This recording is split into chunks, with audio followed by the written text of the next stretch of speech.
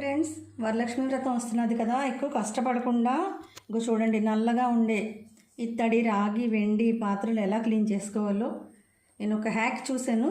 అది బాగుంది, ట్రై చేశాను, మీకు ఇప్పుడు షేర్ చేస్తాను చూడండి.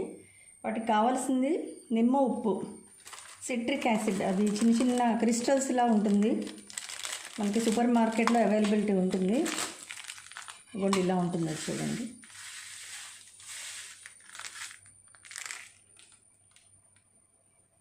గ్రాన్యూల్స్లా ఉంటుంది. దీన్ని ఒక 2 టేబుల్ స్పూన్స్ తీసుకోవాలి.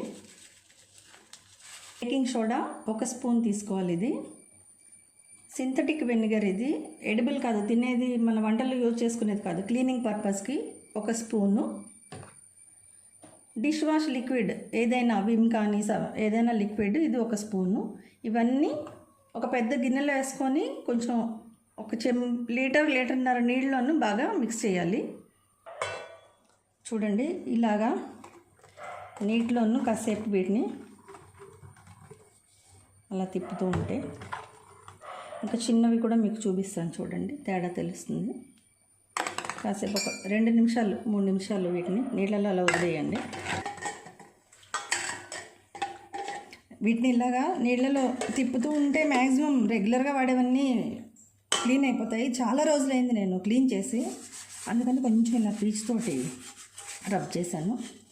అయ్యాక మంచినీళ్ళతో ఒకసారి క్లీన్ చేసేస్తే, ఇప్పటికే చూడండి లోపలంతా క్లీన్ అయింది. మంచినీళ్ళతో క్లీన్ చేసేసి బాగా పొడిగుడ్డతో తుడిచేస్తే చాలా రోజుల వరకు, ఒక 2 వారాల వరకు నీట్గా ఉంటాయండి, నల్లబడకుండా.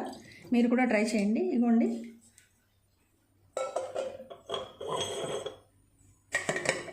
ఇప్పుడు చూడండి, ఇందాక లోపల వేసాం కదా, వీటినైతే అసలు ఏమీ రుద్దక్కర్లేదు, మామూలుగానే క్లీన్ అయింది. ఇది మార్క్, అది స్టిక్కర్ మార్క్. చూడండి, ఇది వాష్ చేయండి, ఇది చేసింది, మీకు తేడా తెలుస్తుంది.